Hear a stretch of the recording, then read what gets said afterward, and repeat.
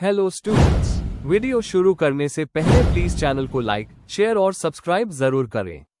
एक important information, अगर आपको इस वीडियो के नोट्स चाहिए तो डिस्क्रिप्शन बॉक्स में दिया गया डाउनलोड लिंक चेक करें। Thank you. चलिए शुरू करते हैं। इस वीडियो में हम पढ़ेंगे BPCC 102 बायोसाइकोलॉजी के प्रीवियस ईयर क्वेश्चन और मोस्ट इम्पॉर्टेंट क्वेश्चंस। ये क्वेश्चंस आपके एग्जाम के लिए बहुत इम्पॉर्टेंट है।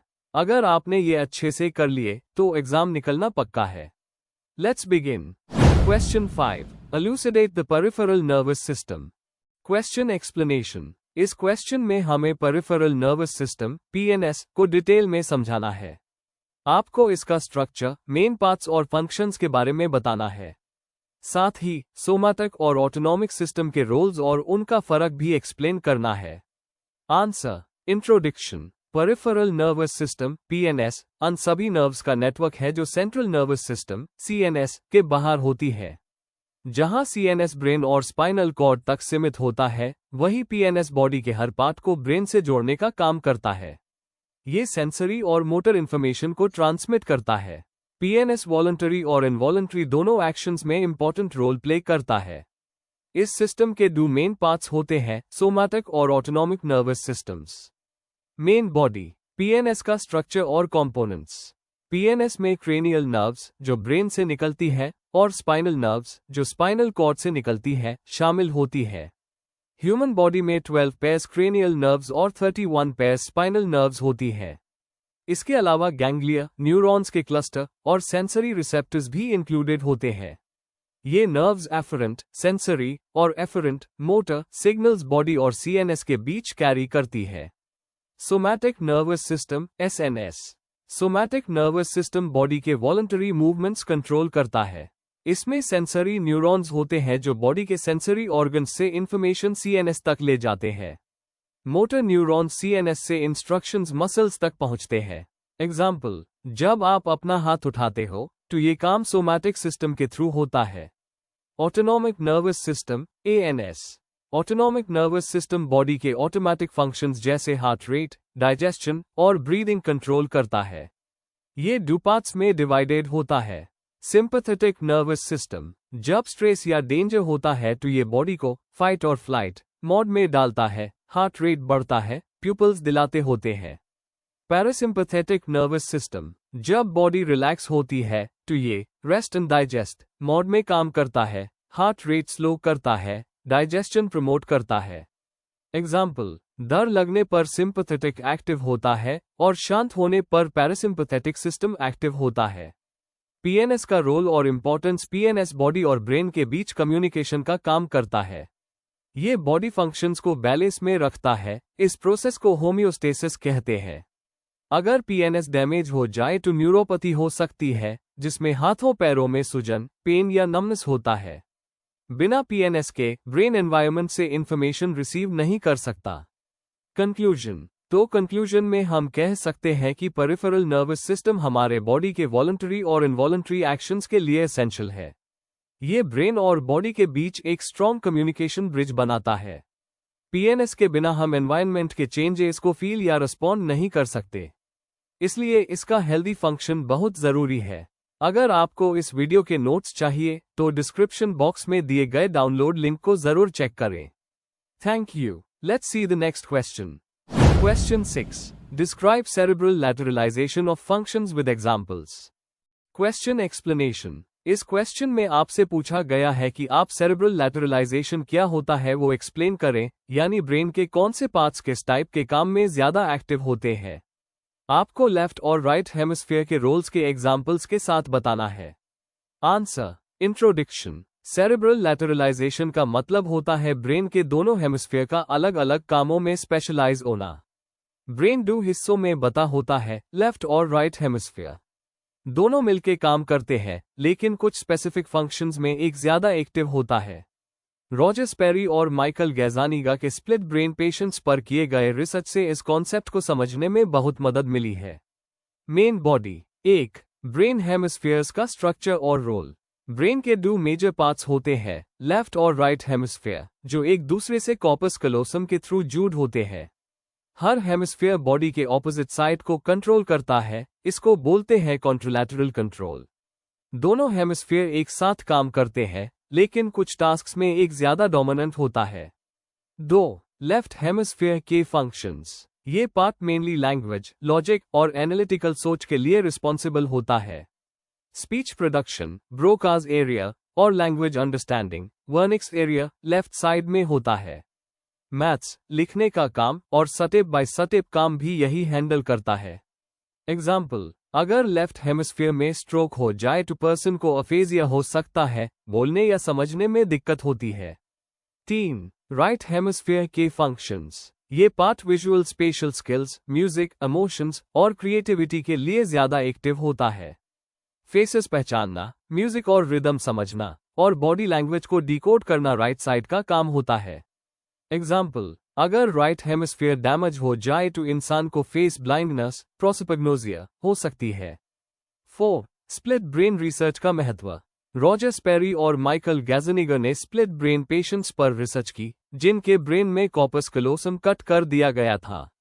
ऐसे पेशेंट्स राइट विजुअल फील्ड में ऑब्जेक्ट देखकर उस बोल सकते थे, क्योंकि वो लेफ्ट हेमिस्फीयर से प्रोसेस होता था। लेफ्ट विजुअल फील्ड से आए इन्फो को वो डिस्क्राइब नहीं कर पाते थे, क्योंकि वो राइट हेमिस्फीयर हैंडल करता है। एग्जाम्पल, अगर पेशेंट लेफ्ट फील्ड में की देखे तो वो उससे बोल नहीं पाएगा, लेकिन लेफ्ट हैंड से की को चूज कर लेगा। 5. रियल लाइफ यूज और एक्सेप्शंस। लैटरलाइजेशन की understanding brain surgery, stroke recovery और टीचिंग मेथड्स में हेल्प करती है। लेकिन ये याद रखना जरूरी है कि लैटरलाइजेशन एब्सोल्यूट नहीं होती, दोनों साइड मिलके काम करते हैं। ब्रेन प्लास्टिसिटी के थ्रू एक साइड इंजरी होने पर दूसरा कॉम्पनसेट भी कर सकता है, स्पेशली यंग एज में। कंक्लूजन, सेरेब्रल लैटरलाइजेशन एक इंपॉर्टेंट कॉन्सेप्ट है जिससे पता चलता है कि ब्रेन के अलग अलग पार्ट्स किस टाइप के काम में ज्यादा इन्वॉल्व होते हैं। लेफ्ट साइड लॉजिक और लैंग्वेज के लिए एक्टिव होता है, जबकि राइट साइड क्रिएटिविटी और इमोशंस के लिए। ये कॉन्सेप्ट सिर्फ न्यूरोसाइंस में नहीं, बल्कि एजुकेशन और थेरेपी फील्ड में भी यूजफुल है। अगर आपको इस वीडियो के नोट्स चाहिए तो डिस्क्रिप्शन बॉक्स में दिए गए डाउनलोड लिंक को जरूर चेक करें।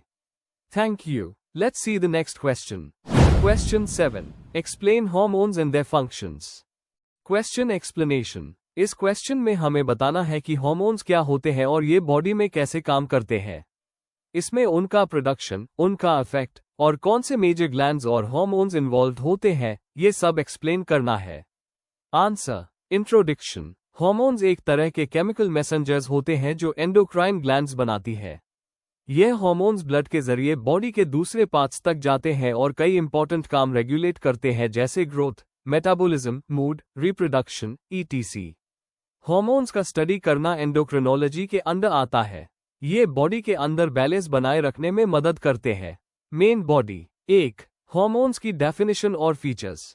हार्मोन्स वो केमिकल सब्सटेंसेस होते हैं जो एंडोक्राइन ग्लैंड्स प्रोड्यूस करती है। ये डायरेक्टली ब्लड में रिलीज होते हैं और दूर तक जाकर ऑर्गन्स पर इफेक्ट करते हैं। बहुत ही छोटी क्वांटिटी में काम करते हैं, लेकिन इनका असर बड़ा और लॉन्ग टर्म होता है। 2. मेजर ग्लैंड्स और उनके हार्मोन्स। पिट्यूटरी ग्लैंड, इससे ग्रोथ हार्मोन और TSH निकलता है, इसे मास्टर ग्लैंड भी बोलते हैं। Thyroid gland, thyroxine hormone release करता है जो मेटाबॉलिज्म कंट्रोल करता है। एड्रीनल ग्लैंड्स, एड्रेनालिन, फाइट और फ्लाइट हार्मोन और कोर्टिसोल, स्ट्रेस हार्मोन बनाते हैं। पैंक्रियास, इंसुलिन और ग्लूकागॉन रिलीज करता है, जो ब्लड शुगर को रेगुलेट करते हैं।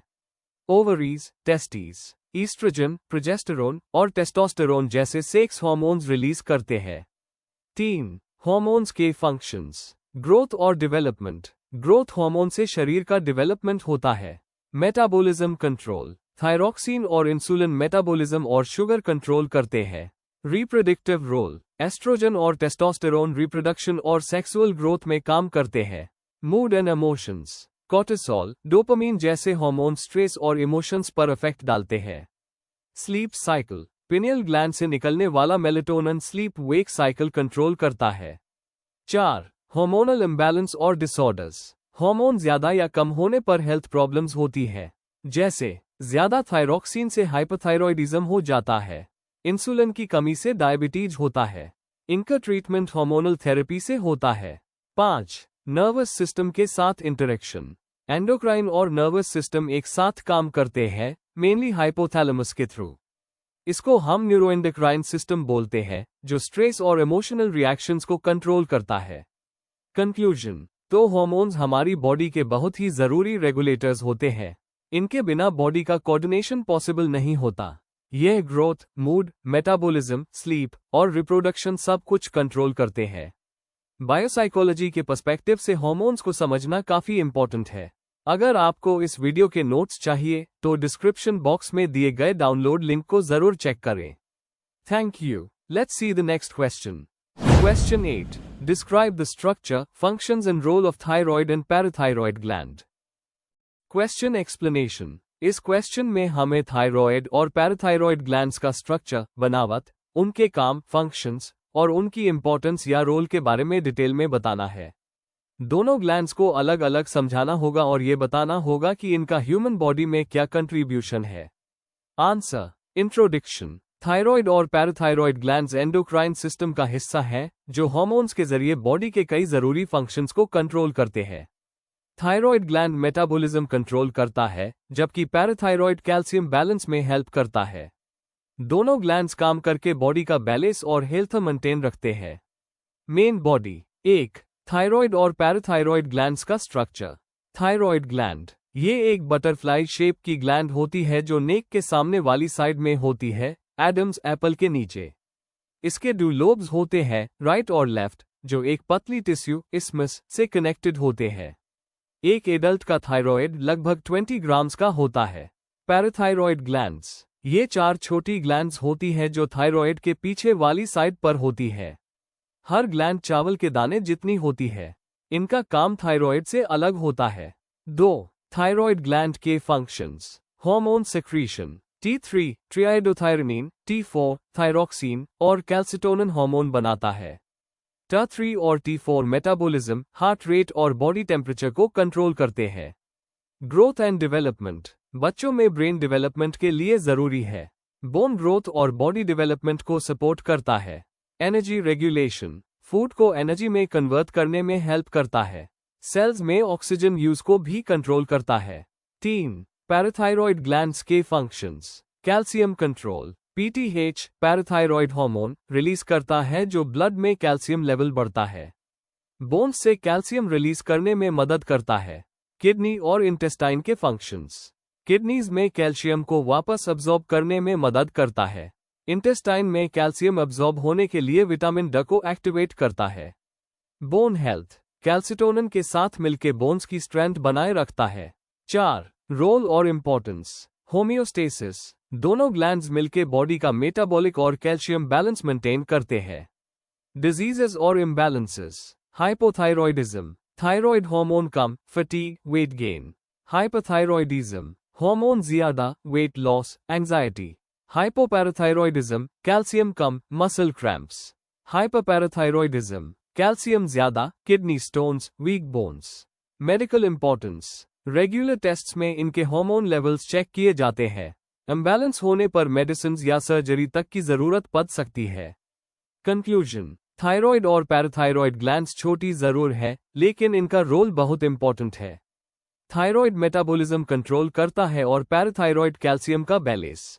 अगर इनमें से किसी का भी काम सही नहीं हुआ तो हेल्थ इश्यूज हो सकते हैं, इसलिए इनका ठीक से फंक्शन करना बहुत जरूरी है।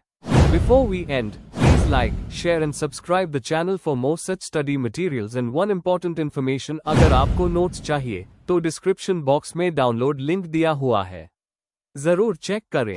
Thank you.